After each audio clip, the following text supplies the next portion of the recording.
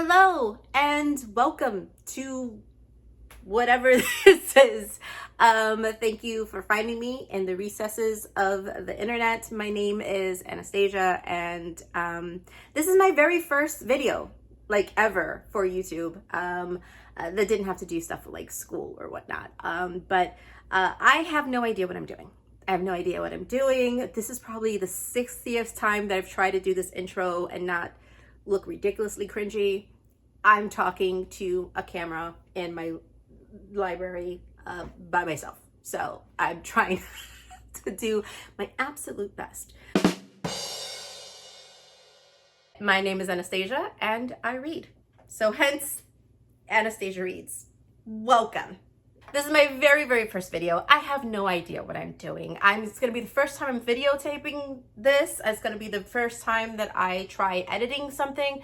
It's gonna be the very first time I upload to this channel. And I'm hoping that I like it. I'm hoping that it ends up being a beautiful little passion project for me to work on that's completely separated from my day job and something that I look forward to. You know, I'm just here. Just trying to read, just trying to be your literary big sister, teach you the ways of my people, considering that I've been doing this for a very long time. I've been a book girly for a very long time. And I know a lot of people jumped into the reading space with the pandemic and things like that, but no, your girl here has been a book girly for a long time. Okay, I'm in my 40s. Don't tell anybody else. But I'm a bit older than most of the booktubers that are on YouTube. And so I've been around books for a very long time. I have some books on my shelves that are older than some of the other booktubers that I love and I watch, which I don't know if it's a good thing or a bad thing, but it is a thing. It is a fact. And it is what it is. And so since I've been a book girly for a very long time, just reading my life away and disassociating as much as possible when I can in this life, I've got things to say. I've got, there are things that I think I can help you with, okay? Not just reading the books, but like in life, okay? I've got things to say. You may want to hear them, you may not want to, but either way, I figured we'd start a community of talking about books that I like. I'm gonna be your big sister. I'm gonna help you through this. We're gonna have a great time. We're gonna have a wonderful time. Okay. So for this first video, because I was racking my brain about what to even talk about, I've decided that we're gonna talk about the books that I recently have read.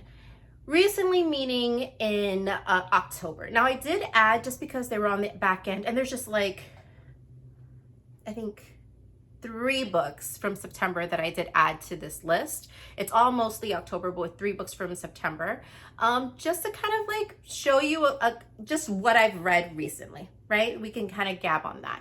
I did read a couple of, well, more audiobooked, Kindled, a couple of others that I don't really own. So I won't add that to this list specifically, but just know that this wasn't the entirety of September. It's just some of them from September. And the other 10 are from October. So I read a total of, I think, 6 in September, 10 in October. And it will vary every single month. There are a lot of things that will vary on this channel. The first book that we'll talk about is A Family Matter by Lynch. Now, this is a book that centers around the drama of a family. I'm gonna try to do these without spoilers, the best that I can, but when I feel strongly to spoil something, I will warn you. I'm gonna try to warn you. I may forget to warn sometimes, but I'm gonna try to warn you. So spoiler free, this is a book about a family. You have a married couple who have a child, and it kind of flip-flops between when the child is very young and then when the child obviously is in her 30s, and there's a divorce between the mother and the father, and there's instances between the married couple that are not revealed and towards the end that affect the entirety of the relationships between the daughter, the mother, the daughter, the father, and it's a decent read. It was fairly quick. I gave it a 3.5. Again, for my ratings, a 3 is okay. A 3 is okay. It means that I enjoyed it. I probably will never read it again. A 4 is, okay, this got me, just not perfect. A 5 is, this is definitely going to be something that I pick up in the future when I just need something that I know is going to be good. This was okay. The circumstances that the wife is going through in the midst of the divorce in the 80s is viewed very differently in society than it would be today, I feel. And as a result, it leaves like a huge impact on how the daughter is raised, right? And I'm being super cryptic on purpose because I'm trying not to give you, you know, the big parts of there. But there are some sapphic themes in here, themes of loss, themes of grief, in all kinds of forms. So it was a decent read. It was a quick read. I probably won't pick it up again, but I didn't hate it. So there's that. The next book I'll talk about is Blackouts by Justin Torres. This is a National Book Award winner. It's a difficult book to explain, but it's a good book. I gave it 4 stars. It's essentially a book that looks at the lives of 2 gay Latino men. One is older, one is younger, and they're both recounting their stories of their life to each other on the older gentleman's deathbed. And there's a lot of themes that are explored here, themes of love and loss and of mental health and the way homosexuals are looked at through society in the past. There's a lot going on. One of the things that really was interesting about this book is that there are tidbits of poetry that are created by blacking out certain words in a textbook or a book that's referenced a lot in the book. And then there's a lot of like pictures and imagery that kind of talk, you know, about the history of like homosexuals and how they were like viewed in the 70s and 80s, I want to say. It's really a hard book to explain. It's so much better like just indulging in it. But you see the affection that these 2 gentlemen have for each other, and how, you know, they care for each other, and you see how society has kind of treated them throughout the book. So it's an interesting book. It's an interesting read. It's hard to explain, but I did enjoy it. I think it's one of these type of books that you just have to like go in blind, because I did. I had no idea what it was. I tried to find a synopsis for it and I really couldn't. So I just was like, okay, it's an award winner. It's like on all of these Goodreads challenges. I'm just gonna go in. And I did, and I enjoyed it. So this was a 4-star for me. The next one I'm gonna talk about is probably really the reason why I added a couple of September books to this, because it was just so good.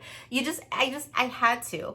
One thing about me is that I'm not usually the person on the bandwagon. Like, I see the bandwagon, I enjoy the bandwagon. There's lots of books on my shelves because of bandwagons, but I don't read the book during the bandwagon season, if that makes sense. For instance, somewhere over here, I have Fourth Wing. Have I read it? No. Am I going to read it anytime soon? No. Why? Because I've been told that has a bunch of other books coming, and I don't like starting series when the series isn't completed because of that guy right there. He ruined it for you all. So now I don't read series unless they're finished. Am I probably going to read them one day? Yes. So I picked up the books, they're there. Okay. But do I read them in the time? No. That's a discussion for another day about my reading habits and my hot takes on like the literary community. But that being said, usually I don't read a book when it's like super hot. However, Blood Over Brighthaven. I mean, this was a 5-star for me. It was a 5-star for me. I mean, you had it all. Like, if you want to see Anastasia be happy, you want to see me be happy, you want Anastasia to be a happy lady, talk about female rage. Talk about female rage, and I'm there.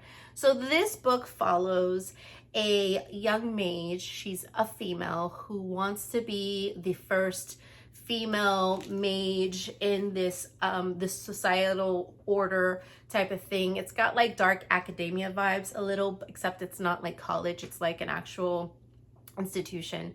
And in this world, in the magic system, this kind of typewriter looking kind of machine helps them perform magic by siphoning energy and kind of transmuting them into what they need it to do, whether it not be, you know, like powering a light bulb or moving a train or whatever the case may be.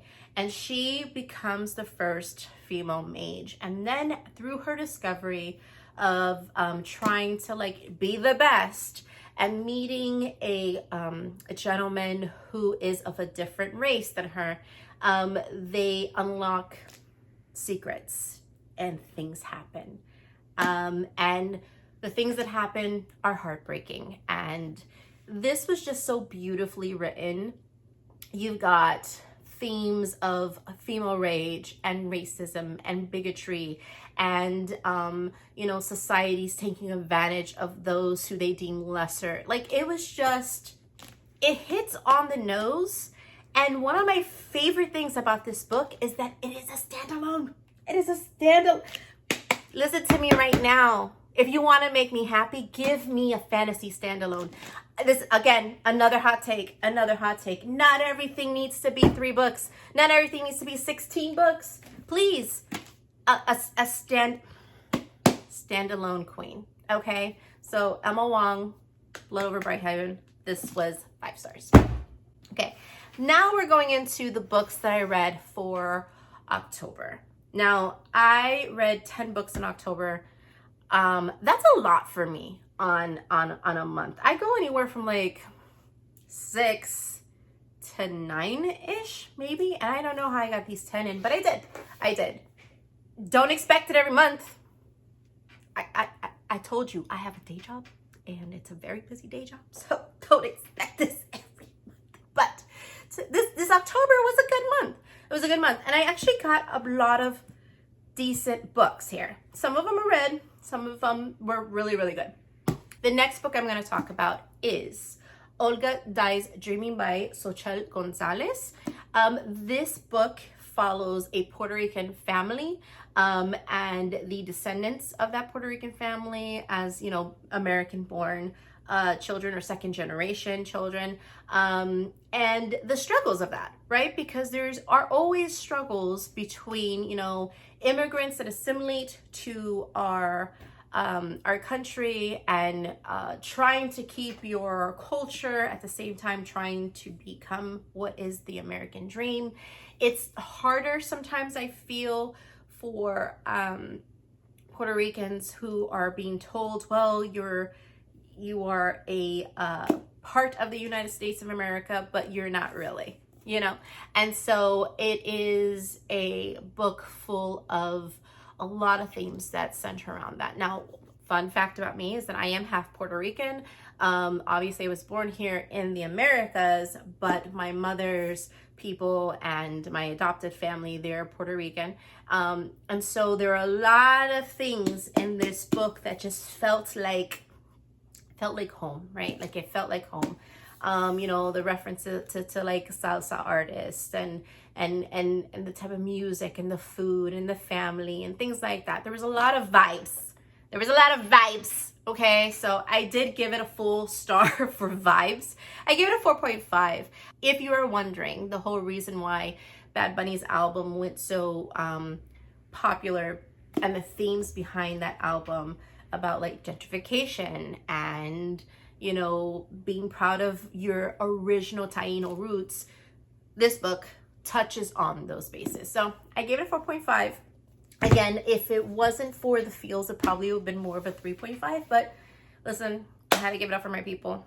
The next book that I did read was Torres Season by Brynne Weaver. This was a 4-star for me. I really enjoy Brynne Weaver's like serial killer falling in love thing. I don't understand. Don't ask me. I didn't think I would like it, but I do. I loved her ruinous trilogy with the 3 Kane brothers. Loved that on audiobook. Ate that up. Apparently, I didn't know I needed an Irish accent in my life, but I very much enjoyed it. And I picked up this book because this is the beginning of her new trilogy for the same kind of worlds, where it's like serial killers falling in love with serial killers. And this I gave 4 stars. This follows Nolan and Harper in a new area. And it's cute. There's banter, there's gore. I think what I really enjoy about these books is just like, it's a good time. It's a non-serious good time. And yes, we're talking about, you know, decapitating things and stuff like that, but it's a non-serious good time. Okay. You have to understand it to understand it. Okay. And since I'm not a romance girly, this is as romantic as sometimes it gets. Okay. Because yeah, we'll go through that another time. So the next book that I read that's on this list is The White Book by Kang. This is a Korean translated book. It is a very short book that is an ode to her sister that passed away. She had a baby sister that was born and passed away a few hours later. And so this is kind of like a meditation on the color white and thinking about the sister that she never had and the effects of that on her mother and stuff. So it was an interesting concept. It was a very short read. Some of it reads like poetry. Very short read. I read this in maybe like a day. But yeah, I gave this, I gave it 4 stars. So apparently I didn't dislike it. I gave it 4 stars. I will say, I think what I gave an extra star for is the language is so beautiful. And it's hard, with translated works, it's hard to determine whether or not it was her original Korean writing or the translation of the actual translator. So I will give Deborah Smith her props as well, but it's beautifully written. I think that's the reason why I gave it a 4. It literally reads like poetry. So this was a quick read, so I do recommend. So the next book that I read was How to Pronounce Knife, and I am gonna butcher it if I say it, so that is the author there. Okay, now a little tidbit about me is that I just told you that I'm half Puerto Rican. The other half of me is Lao. Yes, but I was not raised by my Lao family, so I do not speak the language. So I'm gonna butcher this, and then all of my people are gonna come for me, and I'm so sorry. But this is a book that consists of short stories that talk about the assimilation of Lao immigrants into, I believe it's the Canadian nationality system, as they're coming through and kind of learning to be part of Canada. It's a compilation of short stories.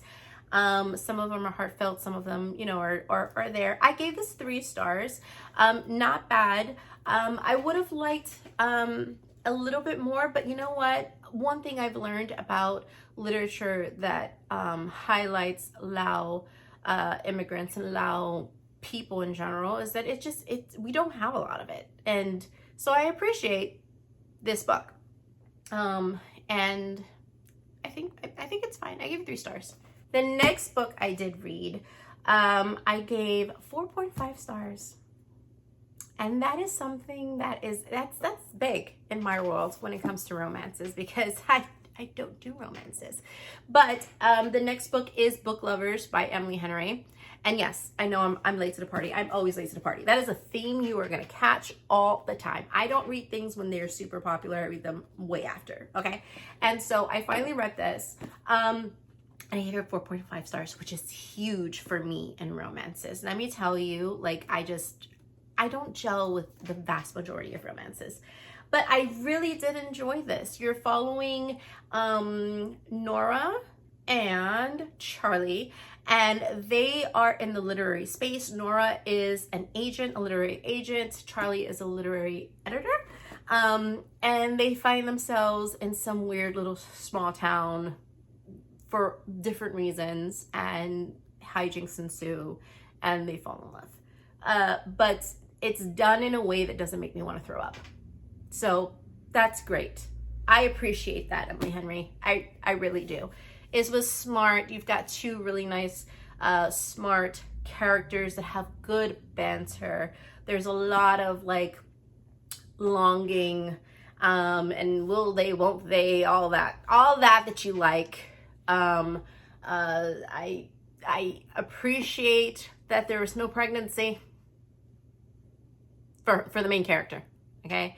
I appreciate that the miscommunication was kept to a minimum, and there's no like weird third act, thingamajig. Romance has become so darn predictable that, this was refreshing. I enjoyed this. And the girl had a head on her shoulders. What a concept. 4.5. Do recommend. So the next one that I read with my little book club, that's called Jesus and Chapters. It's literally a book club with 3 people, so don't get crazy. But anyways, we chose this book as our book for that month. And it's A Flicker in the Dark by Stacy Willingham. And this follows a young lady whose father was convicted of murdering teenage girls when she was a teenager herself. She's now an adult. She is now I think she's a psychologist. And there are murders that are starting to show up that are very similar to the murders that happened when she was a girl. And now she's kind of figuring that out and trying to figure out what's going on. So it follows that story. It was okay. I gave it a 3.5. Nothing really to write home about it, but my main thing with thrillers, and I think most people feel this way, it's got to be one or two ways, right? Either I know what the twist is going to be, and I need that climax, that pinnacle of the conflict to be amazing to make up for the fact that I knew what was coming. Or you could be lackluster, but you need to give me a twist that is left field, okay? I saw the ending of this coming a mile away. Both of the twists I knew a mile away. And then it kind of just wrapped up like really quickly without really a good, I don't know, like a crescendo. I wanted symbols and like, I don't know, fanfare. I didn't get that. So it's fine. It was a fine book. I read it. It was a thing. 3.5. I probably won't pick it up again, but it was fine. It was fine.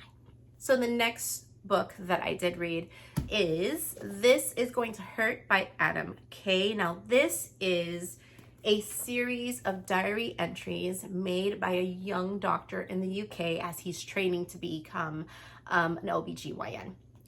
He talks about some funny stuff. He talks about some not so funny stuff. He talks about really hard-hitting themes.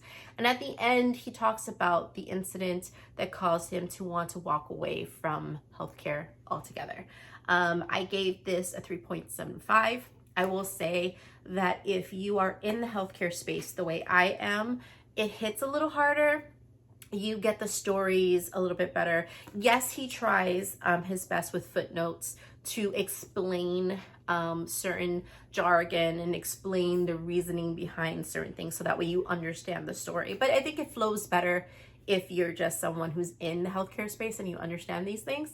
I gave it a 3.75. It was funny. It was poignant. And I just realized not too long ago that this has actually been turned into a TV show. I did not know that, even though it says it here.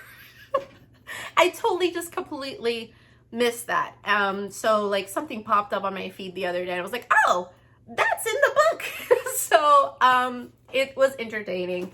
I do recommend this. I think I only gave it a 3.75 is a good rating. It's a good, anything above a 3 is a good rating.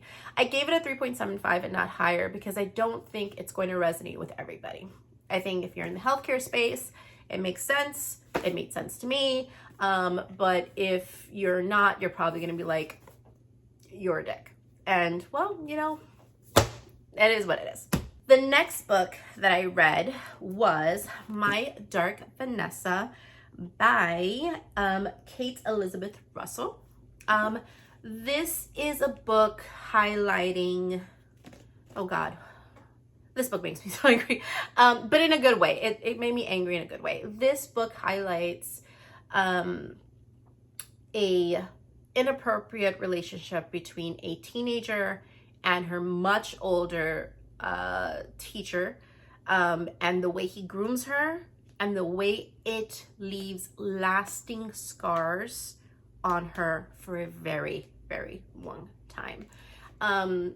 This book made me angry just because it explores themes that anger me, but in a good way, where I was happy that they explored it from more than just the perspective of like the actual event at that moment in time, right? Because you go from when she's a teenager and she's going through it and you can see her being groomed and you can see her brain trying to rationalize things that are happening, to her being an adult and her not really thinking that there was anything wrong with the relationship that she had with a specific teacher. And these feelings are being challenged because now this teacher is being implicated by other people in the midst of the Me Too movement. And now she's having to deal with those feelings and what they really are. I think this book explored the themes that happen regarding his thought process and his way of justifying things.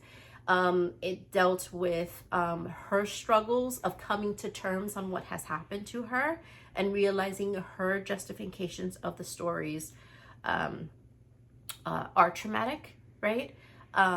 We talk about victim blaming, we talk about grooming, we talk about all the hard things that go along with a topic that hard. And I gave this 4 stars, right? So it was a good read. It's just infuriating for all the right reasons, right? It makes you think about the things you don't want to think about. So good book. The next book I read, and I had to. I was going to wait a little while after Blood Over Brighthaven, but I had to. And let me tell you something. This was an easy 5-star. This was an easy 5-star. The Sword of Kaigen by Emma Wang. Easy 5-star. First of all, this woman is now an insta buy. Okay, like she could do no wrong. I mean, she possibly can. Okay, I've said that before, and people have done wrong. I have people on the shelf that are in timeout, but she did this, and she did this so well. It was heartbreaking. There again, female rage, love it, and themes of like, political themes and themes of, you know, oppression and warfare and the ugliness of, you know, spinning a situation politically. Like it was heartbreaking and so good and in a standalone. Now, the way it's written, it can easily be multiple books, but she chose to make this a standalone, and it was a perfect decision. I loved this book. I'm still thinking about this book. I put it down and I'm still thinking. Like, I remember having only a small portion of this book left to read, and I purposely waited because I didn't want to rush through it. I purposely waited until I can go out by my lake. There's a lake around my complex, and sit down there with the ducks looking at the water, so that way I can contemplate after finishing it, because it was that good. It was that good. 10 out of 10 would recommend, 5 stars. This was brilliant. Brilliant. And the last book that I read for October, which I finished on October 31st, was What Moves the Dead by T. Kingfisher. Now, this was my first book by T. Kingfisher. I've got a couple more on my shelves, and I really liked the writing.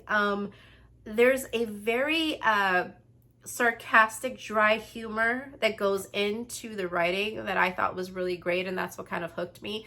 This does read like an old school Gothic novel. All right, it's very short like one. I can see this being added to a Penny Dreadful. It is very tiny, eerie, you know, cozy horror, if you will, if that's a thing. It wasn't super heavy. It feels unfinished, and that makes sense because there are 2 other books that I understand. I have the second book somewhere around here. I have the second book, and I understand the third just came out. So I'm going to read the second book and see if it's worth getting the third book, if I need to get the third book. But it's so small that, you know, it's okay, right? Like, it's fine. I gave this 3 stars. It was a decent read. I think I didn't give it more only because it felt unfinished. Like, the story felt unfinished, right?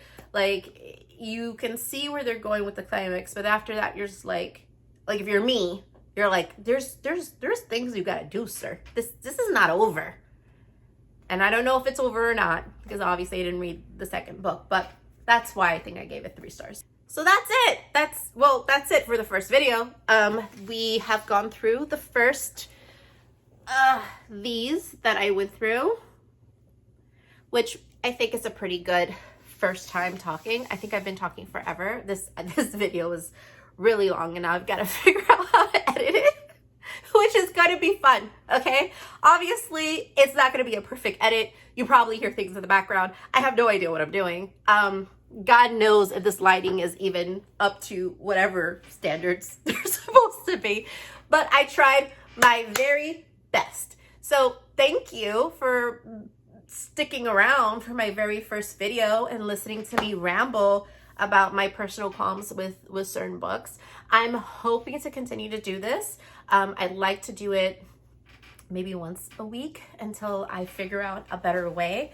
And yeah, thank you so much for letting me gab and talk and screwing up my very first video. It's fine. We're gonna get there. We're gonna figure something out that works for all of us. I don't know how long that's gonna take, but we're gonna figure it out. We're gonna try. We're gonna try. That's all that matters in life. All that matters is that you try. So they say. I don't know who they is, but they say it. So we're gonna go with that. All right. So thank you, and hopefully we'll do this again soon. Okay. Bye.